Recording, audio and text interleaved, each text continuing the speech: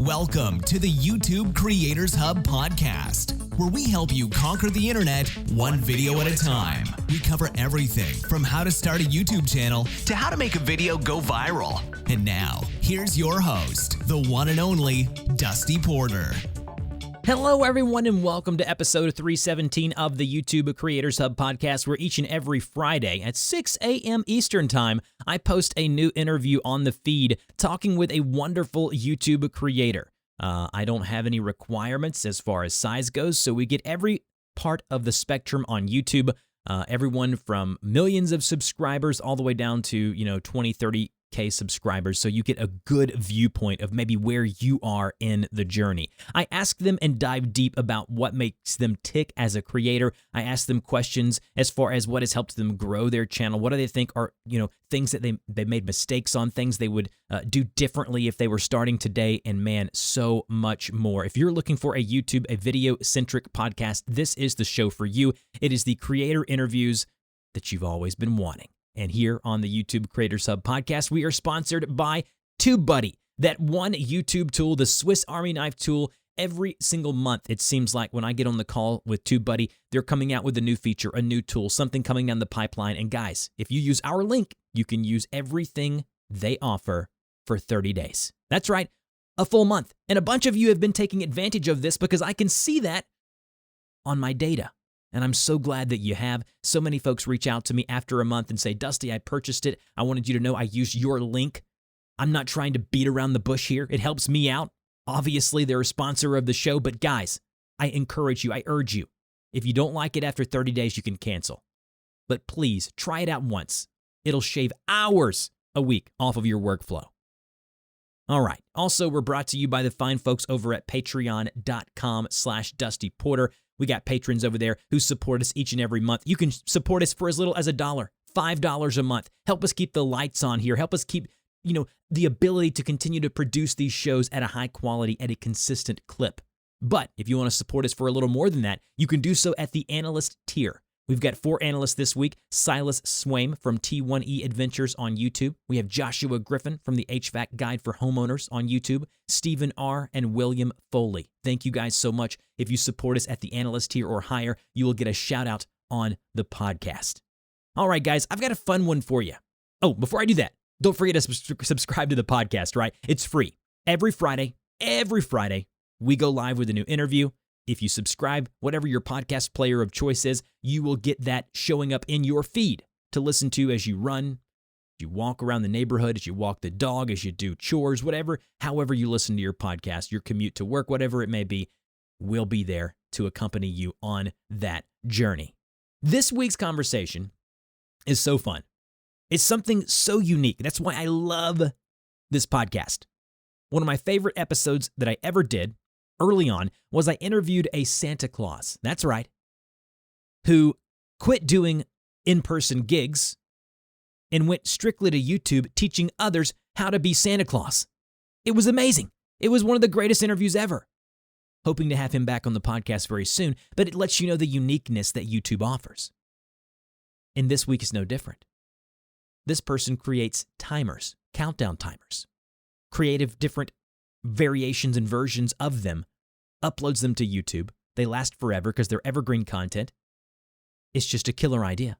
So this week, I think you're really going to enjoy this. Don't forget to stick around to the end of the episode for the question of the week, a really fun segment we started about a month ago. And I will have you guys reach out to me on Twitter at DustyPorterYT for your answers and questions over there. And just reach out to me there if you just want to connect with me at a different place. And without further ado, let's jump into this week's conversation.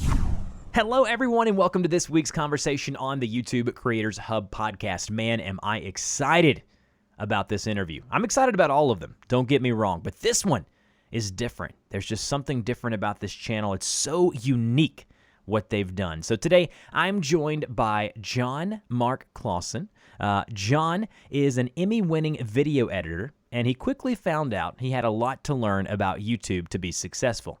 After 1 year, his YouTube income enabled his wife to quit her job and care for their 7 kids. I pray for you daily, John. He loves sharing his story and encouraging other YouTube creators in their journey, and that's what we're going to do today. John, how are you doing?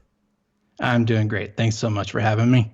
All right, so I didn't mention in the open, but the name of your YouTube channel is TimerTopia. Now, I want to set the stage because people who have listened to this show before have heard people come on here and, talk about their gaming channel or their vlogging channel or their crafting channel.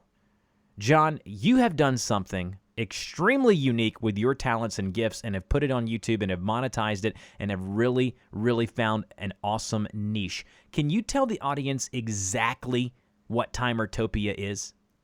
Yeah, so TimerTopia is a lot of times in the simple form I say it's a timer channel, but really that's not explaining it well enough. Really, it is animated timers that are entertaining, but also happen to include a timer.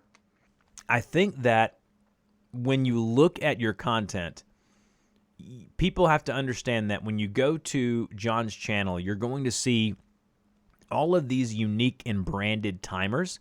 And when I say timers, I'm talking about like countdown clocks and things like that. It's just unique. And he's monetizing it, and he's built an awesome channel almost at 100,000 subscribers. Talk about the origin story of the TimerTopia channel all the way back with that first year, and your wife was able to quit her job. Tell us the whole story. You bet. Yeah, so as you know, I started in video, and I've worked for ABC News affiliates, corporate video, and worked on a PBS TV show that won Emmys. But I never actually started my own YouTube channel for some reason. Like, go figure, right? But I guess I always thought that I had to show my face to be successful on YouTube. For some reason, I just had that idea. But eventually, I just kept hearing, people having success on YouTube, not showing their face. And I started exploring that idea, but I kept wondering, like, what my channel was going to be about. I just had no idea what I wanted to do.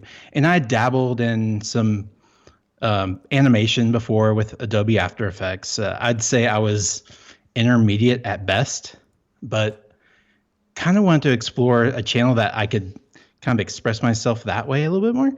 And so I was scrolling through YouTube, and I ran across this timer video, and it was a bomb with a long fuse, and it burned all the way down. And at the end, it exploded when the time was up.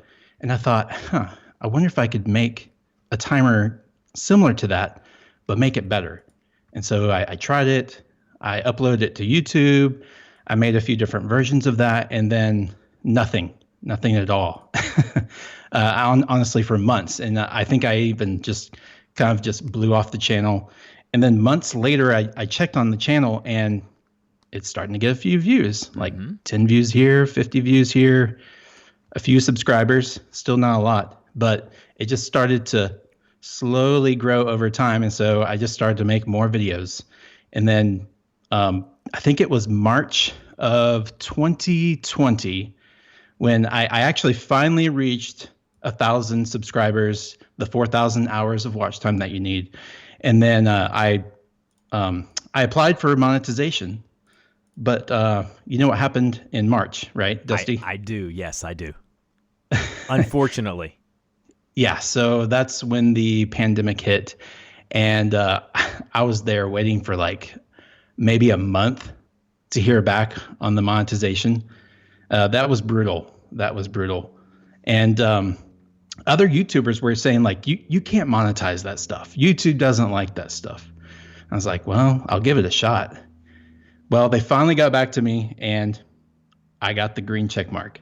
They monetized me. I couldn't believe it.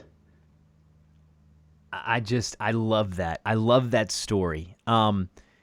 So let's just take a step back for a minute. How do you create these timers? Let's start there. Okay. I encourage you listening to this to go to the TimerTopia channel. I'm going to be honest with you. I work with after I begin to do some reconnaissance and research on your channel, I realized that I have used a number of your timers. I used to work with a youth group at our old church, and I used a ton, if not probably a handful of your timers. I recognized them, and I was like, oh man, it's so cool that I'm getting to interview him. So tell me how you create these timers. First of all, that's so cool. Thanks for using my timers. Yeah, to what I do is I start from scratch on all of them. I don't use I might use bits and pieces from stock images or the music, but basically I go in there and I just build these layers and I kind of work backwards to the time I need. So I actually go on YouTube itself, of course, to research just tutorials on something I want to do. So I'll have these crazy ideas sometimes, and I think well, how do I do that? So I actually go on YouTube and find the tutorials I need for each section. And sometimes it's just trial and error. Sometimes it doesn't work out at all. I'm like, this idea is too crazy for me to do, or my skills. So, but yeah, that's basically how I do it. I want to ask you, what software are you using to create these? Well, Adobe After Effects is my main one, but sometimes I'll build pieces in there for animation, and then I put it all together in Adobe Premiere. And those are the main ones I use. Okay, so now that we've got out of the way kind of the timer situation, what you're doing, what you're creating, let's talk about early on. You mentioned that you had gave up. You finally got monetized towards the March, April, May time frame of 2020. What was it like processing or transitioning to do YouTube full time from just something that you were going to try out? Right. It was definitely very different. I do like it, but I think one of the challenges is finding the time to do it. As you know, I have 7 kids.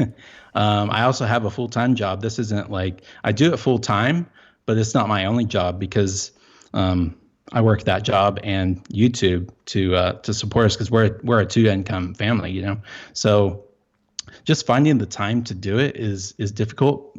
Fortunately for me, I'm a night owl, and that's when I do most of my work, I'd say. I absolutely love that. I'm more of a morning person, but that changed when I had kids. It used to be that I was a evening and night owl. Now I'm a morning person. Let's talk about what you've learned. One of my favorite questions about this, about talking to YouTube creators is, can you talk about some things that you've learned along the way that you wish you would have known sooner? Yes. I think one of the things I wish I had known is just being patient with YouTube, that YouTube is a long game. Like I said, I was expecting immediate success because I was like, well, the timer I made is way better than the one that's doing well on YouTube. It has over 1 million views. In my video, I can't even get to 100 views. Just the fact that you have to be patient, and especially with new channels, it's just slow, really slow in the beginning. It takes a while to get traction. Let's talk about evergreen content, because that's basically what you're creating, right? Unless, you have the Stranger Things countdown timer on your channel, unless Stranger Things goes out of favor, which maybe it will not, in the future. Maybe that one doesn't have as long of a tail, but just a normal or a general timer of yours. Can you talk about the lifetime or lifespan of one of your timers and how interesting? And I don't know if you know what I do, John, on YouTube. I create tutorials, very simple technology tutorials, some of them more in-depth than others. But I always talk about that I'm building up a library of business cards for myself, or a library of evergreen content, and that's exactly what you're doing. Can you speak on evergreen content and kind of what it means for you and your channel? For sure. Yeah, exactly. I think evergreen is that is just where it's at on YouTube. I think if you want to have long-term growth, evergreen is where you want to be. I think when I started the channel, that was, doing video, I really understood the concept of evergreen videos. Just making videos that have legs for, months, even years after you make it, because it takes so much effort to make any video. So, that's actually a goal of mine to make as many videos that can just be evergreen for as many years as possible. A lot of these videos, they're going to be relevant 10 years from now. But like you said, like there's a few seasonal ones, or things like the Stranger Things themed one that those will go in and out of fashion. But Yes. yeah, primarily I really try to focus on the evergreen model. What does a normal lifespan, obviously 3 years ago is when you started, but what does a lifespan of a video of yours looks like? And can you talk about, have you ever had one of your videos not do so well? Like I've had a video that for like 9 months, it was completely dead. And then like some reason, something picked it up in the algorithm or Google picked it up and boom, it just took off. Yeah, I've had the exact same thing happen. There were a few videos that maybe that first week was like dead. I was like, well, I tried this, didn't work. Go back to the drawing board for the next one. But then like sometimes months down the road, the algorithm picks it up. It just starts getting suggested traffic a lot of times. Yep. Or I actually get a lot of views from Google search, and another interesting thing is I get a lot of Google Docs that I guess people are saving the link to the timer in Google Docs, maybe at school or something. And I actually get a lot of views that way. Yeah, or either they're sharing it with their group or company or church or whatever it may be, and then what they're doing is they have this group doc and they're just kind of sharing it and they're using it across their campuses or business. Yeah, I could see that. Absolutely. I could see that. Let's talk monetization for a minute.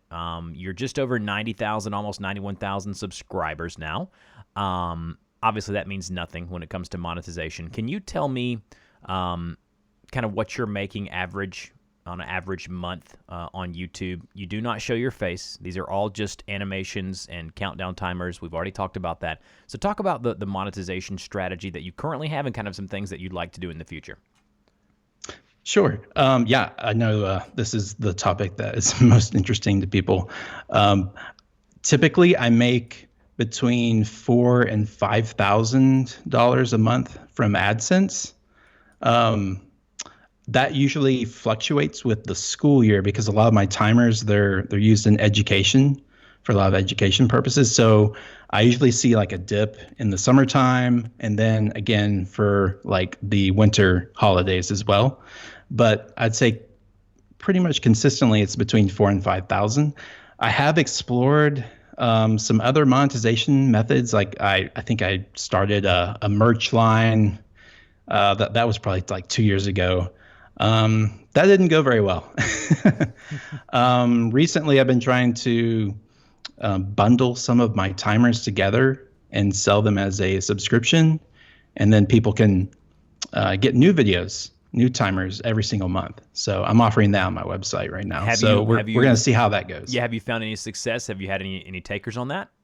I've had a few. A few. So it's still early on. I think I need to promote it a little bit better. Sure. Would you say, John, that the only thing really limiting your income from ad revenue on YouTube is just your ability to make more timers?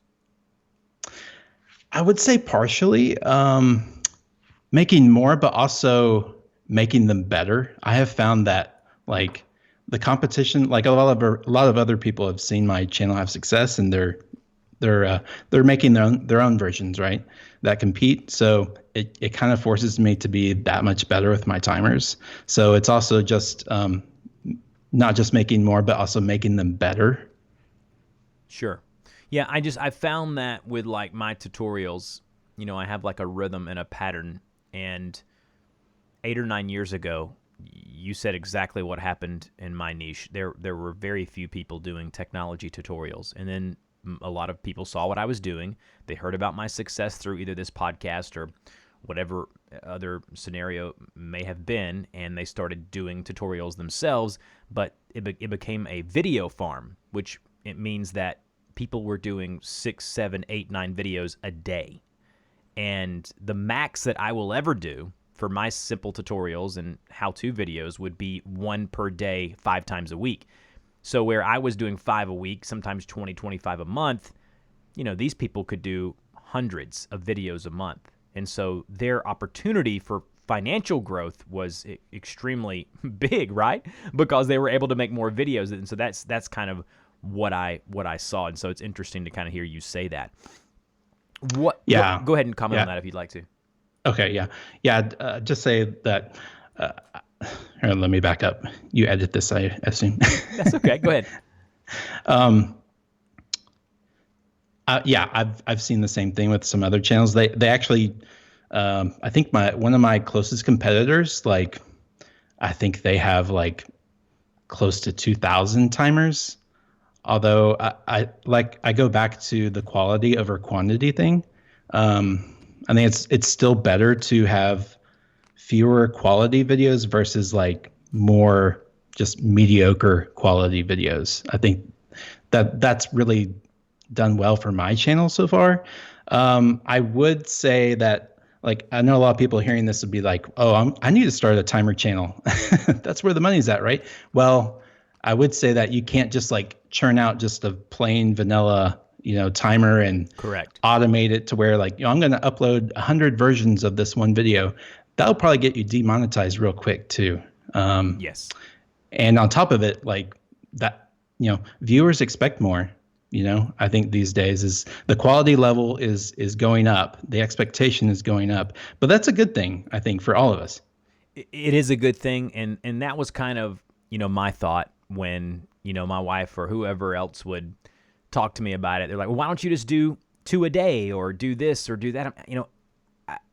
It would be possible for me to do 2 a day. It just wouldn't be feasible as far as the quality that I want to uphold.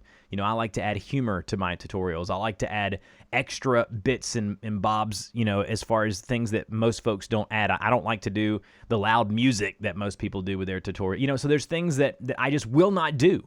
And so it's interesting to see people and I don't want to do that. Let's talk about some things that you've learned along the way. What are your major pain points and how do you get beyond them? Like with your creation, your efficiency, your workflow, what are some things that you have to deal with each week and how do you handle those? I think the main pain point is having time. That's like probably the number one pain point is just having enough time to crank one of these out. I usually try to make one each week. Sometimes things happen during the week with the family or my other jobs, and it kind of crunches my time, but I really have to be wise with my time. That's probably the main thing. Another thing is like just trying to find other ways to monetize the channel. At this point, like I'm very reliant on the AdSense, but that kind of scares me because we could have another adpocalypse or something like that could happen. And I want to try and get it to where it's a better model other than just relying on AdSense alone. Yeah, that's a very scary thing. And, sometimes, a couple of years ago when I was having some really good months with ad revenue, that was a concern of mine. And that was when I started to kind of branch out and started doing more voiceover work, more videography work, more freelance stuff. The thing about the AdSense is I'm so thankful for it, but just kind of like what you said, I don't want to put all of my eggs in one basket. It's just one of those things to where if you do, I don't think you're going to have success.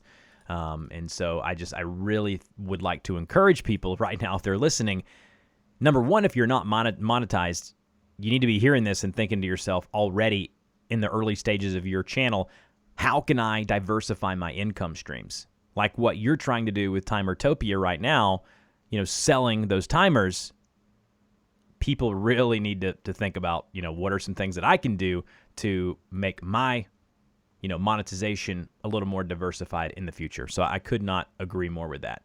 You talked about time and time management, but I want you to talk about what you're good at. What have you learned about you as the person in your YouTube workflow? Like, what are you good at? What are you not good at? And what have you learned about yourself?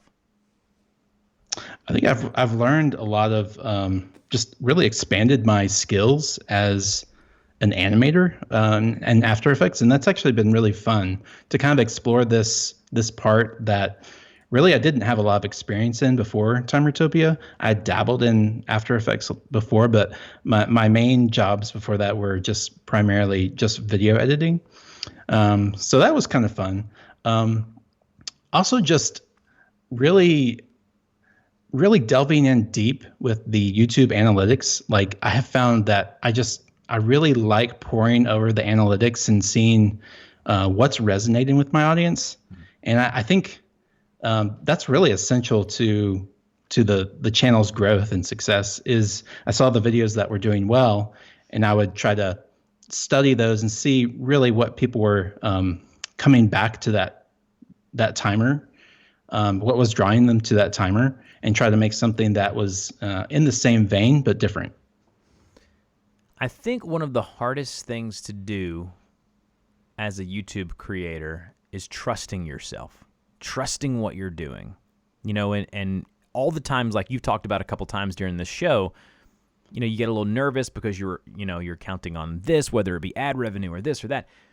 Just trusting your gut and going with the things that have got you there to begin with. And I think that's it's very important to remember that. So you're 3 years into this now.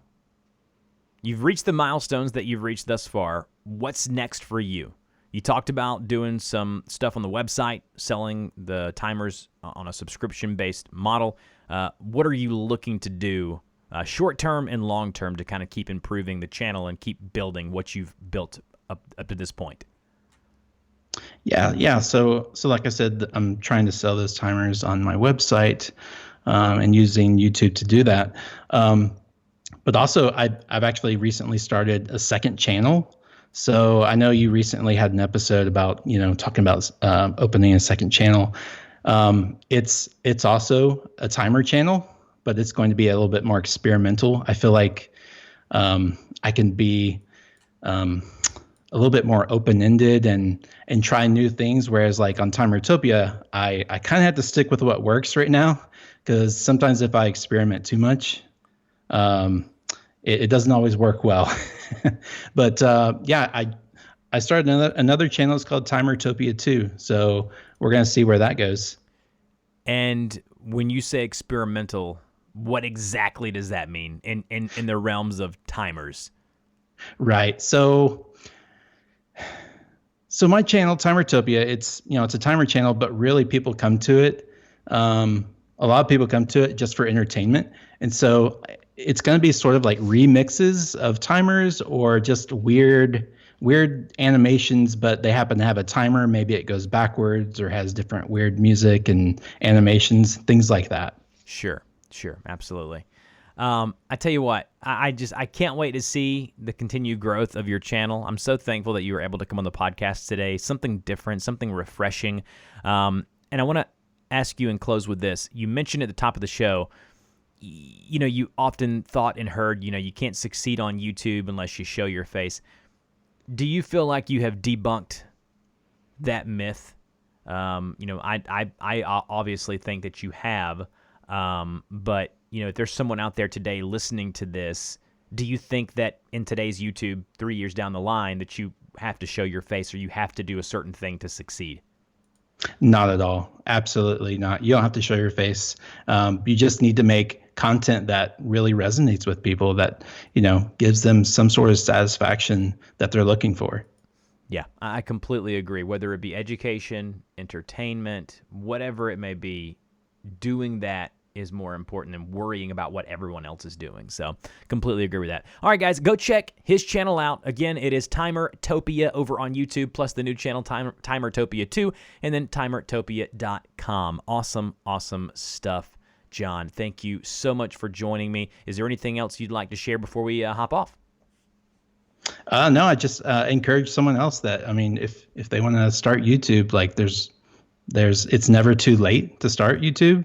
And just find out what the ideas you want to do and go for it. Could not agree more. Thank you, John, and we'll talk to you next time. It's time for the question of the week. All right, guys. Hopefully you enjoyed that conversation. It is time now for question of the week. We have a couple of answers for our question last week, which was, what is a failure that you've gone through on your YouTube journey, and how has it helped you, or maybe how has it helped you get better at what you currently do? This one coming in from Lupino Z. I believe it's a female, and she says, Dusty, thanks for the episode. I really appreciate it. Something that I did early on with my YouTube channel is that I had no direction for my thumbnails or channel design aesthetically. And I feel that early on that hurt the growth of my channel. As of late, I have all of my thumbnails that are uniform and they look similar, and it's really helped me with people bouncing from one of my videos to the other. Ah, that's amazing. Lupina, thank you so much for that answer. And you can answer the questions of the week as well if you reach out to me, Dusty Porter YT, over on Twitter. Send me a DM or at me over there, and I would love to support you and give you a little bit of public announcement as you answer your question. And the last answer is coming in from Justin Z. He says over on Twitter, a mistake I made early on was not to diversify my income. I made all of my income on AdSense as soon as I got partnered, got to a point to where I was making enough to call it quits on my 9-to-5 job. When I did so, there was the adpocalypse and my ad revenue was cut almost in half. And I had to scurry around quickly to find other avenues of revenue. And I'm so thankful that now I have a bunch more eggs in the basket. That's awesome. Really good answer to that. Really good thing that you can learn from. That's amazing. All right, so I want to ask you guys this week's question of the week. What is your tentpole content on your channel? Your evergreen content, the content that will make your channel go. It pushes it to the next level. And if you don't know what that is, answer me this then.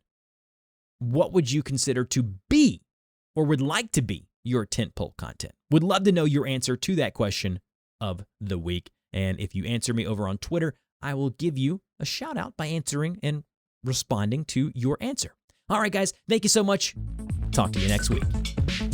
You've been listening to the YouTube Creators Podcast. We want to thank you and invite you to subscribe to the show, as well as support us on Patreon for great perks, such as having your YouTube channel featured on the show and a link on our website. Until next time, keep uploading those videos.